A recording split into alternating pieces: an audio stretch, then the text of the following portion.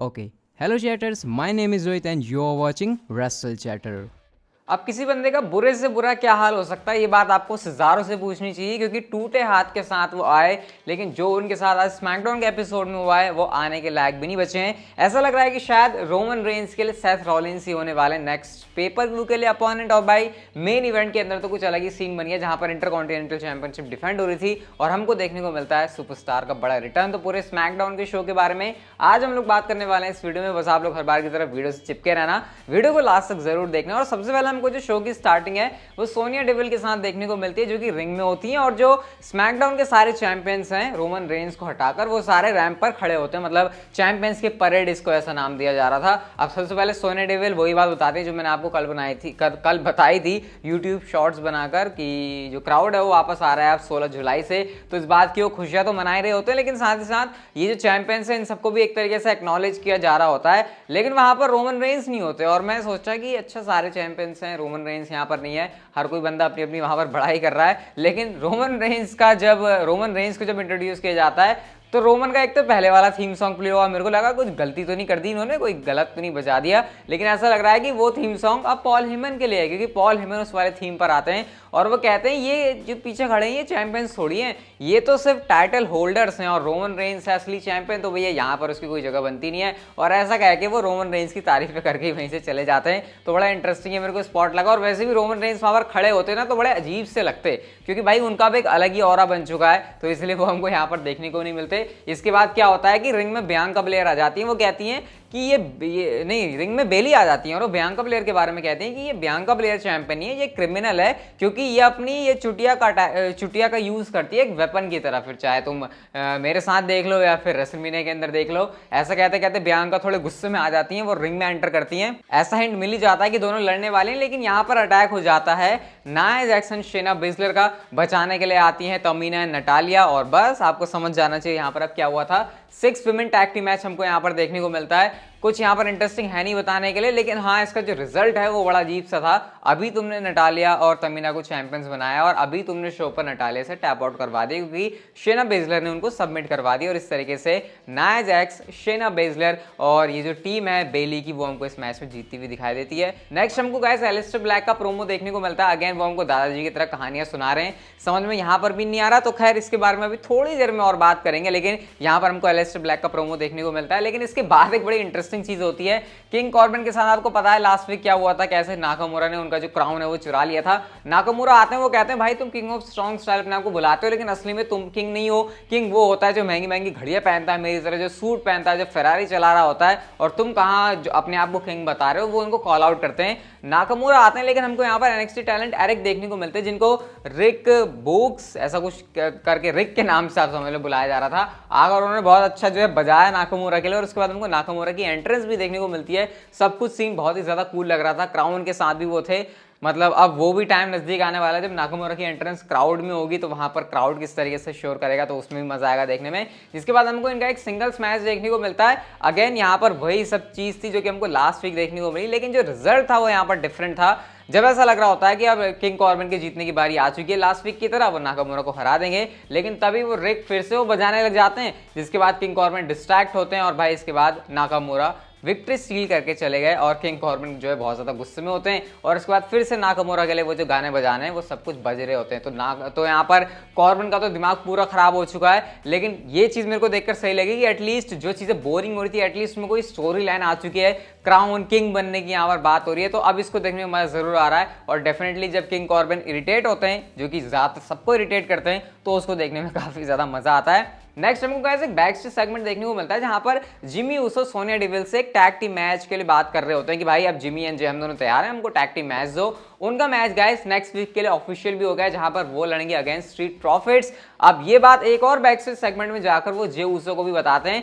इस पर Jey Uso कहते हैं भाई ये तुमने कैसे कर दिया, मेरे को रोमन से इसके बारे में पूछने की जरूरत है। लेकिन जिमी ऊसो बता रहे होते हैं भाई तुम अकेले भी अपने दम पर बहुत कुछ काम कर चुके हो। इसके बाद हमको रोमन के साथ भी उनकी सेगमेंट देखने को मिलती है, जहां पर रोमन रेंस तो क्लियरली इस फेवर में नहीं नहीं है कि कैसे जिमी ऊसो के साथ जे ऊसो मिल रहे हैं, क्योंकि ऑब्वियसली उनको पता है जिमी ऊसो यहाँ पर जो है बीच में गड़बड़ कर देता है, बट स्टिल यहाँ पर वो जे ऊसो को हक करते हैं और उसके बाद चीज़ें थोड़ी सी सेटल होती है। अब नेक्स्ट वीक के लिए देखते हैं क्या सीन बनता है, लेकिन ये तो क्लियर पता चल गया कि रोमन रेंस अगेंस्ट है जिमी ऊसो के, और शायद यहाँ पर जो चीज़ है वो काफी ज्यादा इंटरेस्टिंग हो सकती है। इसके बाद हमको खुद universal champion tribal chief Roman Reigns ring में देखने को मिलते हैं पॉल हेमन के साथ, जे ऊसो के साथ, और यहाँ पर रोमन रेंस कहते हैं देखो मैं बहुत ही हम्बल बंदा हूं, मैं अपनी तारीफें नहीं करूंगा खुद, मेरे लिए इसके पास स्पेशल काउंसिल है। इसके बाद वो पॉल हेमन से कहते हैं भैया चलो मेरे गुणगान गाओ, और रोमन रेंस के लिए यहाँ पर जो सारे गुणगान है वो शुरू हो जाते हैं। वो कहते हैं कि उन्होंने फील्ड को तबाह कर दिया, ब्राउन स्ट्रोमैन को तबाह कर दिया, केविन ओवेंस को तबाह कर दिया, जो उनके रास्ते में आया सबको उन्होंने चीर फाड़ दिया। और सिजारो के लिए भी यहाँ पर केस डिफरेंट नहीं है, सिजारो होगा अपने आप में कोई बहुत बड़ा सुपरस्टार, लेकिन जो चीज रोमन रेंस ने करी सिजारो के साथ वो सब आपके सामने है। तो रोमन रेंस कहते हैं ठीक है मुद्दा सॉल्व हो गया, अब आते हैं जिमी ऊसो के ऊपर। तो पॉल हेमन तुम जरा जिमी ऊसो को बुलाओ। पॉल हेमन जाते हैं और वो टाइम कीपर एरिया में बोलते हैं भाई जिमी का थीम सॉन्ग बजाओ और उसको बुलाओ। इतने में क्या होता है, जिमी ऊसो तो आते नहीं है, सिजारो का थीम सॉन्ग प्ले होता है, और ये चीज देखकर रोमन रेंस बहुत ज्यादा आग बबूला से हो गए। वो कह रहा है अरे भाई तू फिर आ गया, तू इसका म्यूजिक काटो, एक क्या भाई क्या बकवास करनी है तेरे को। सिजारो यहाँ पर एक और मैच की डिमांड कर रहे हैं रोमन रेंस से हेल इन अ सेल पेपर-व्यू के अंदर। रोमन रेंस कहते हैं कि भाई तुम इस बिना एक हाथ के साथ मेरे साथ रेसल करोगे, और ऐसा कहते कहते गाइस यहाँ पर सेथ रॉलिंस आते हैं और क्या बजाया है उन्होंने सिजारो को। मतलब जो उन्होंने किया इससे पहले पेपर-व्यू के अंदर बैकलैश के अंदर, वो तो ऐसा लग रहा था कि बस एक ट्रेलर था।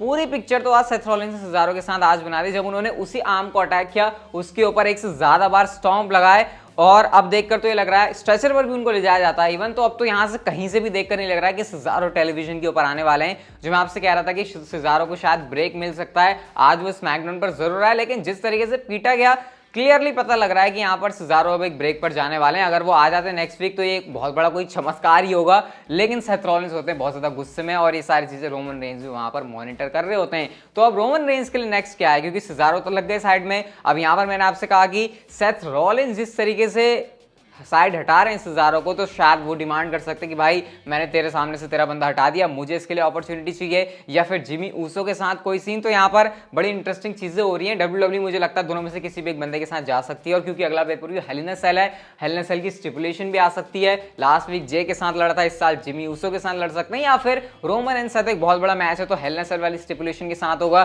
तो कितना मजा आएगा। तो कंफ्यूजन यहाँ पर अभी काफी ज्यादा है, लेकिन कुछ ना कुछ इंटरेस्टिंग जरूर हो सकता है रोमन रेंस के साथ। लेट्स सी आने वाले टाइम में जो स्टोरी लाइन है वो किस तरीके से प्रोग्रेस करती है। लेकिन गाइस इसके बाद हमको मैच देखने को मिलता है डोमिनिक वर्सेस रॉबर्ट रूड का, और यहाँ पर रॉबर्ट रूड यही कह रहे हैं डोमिनिक से कि भाई तुमने तो कुछ किया ही नहीं, तो बच्चा है, तुम तो ऐसी चैंपियनशिप जीत गए। लेकिन आज इस बच्चे ने बड़े को दिखा दिया कि वो क्या चीज है।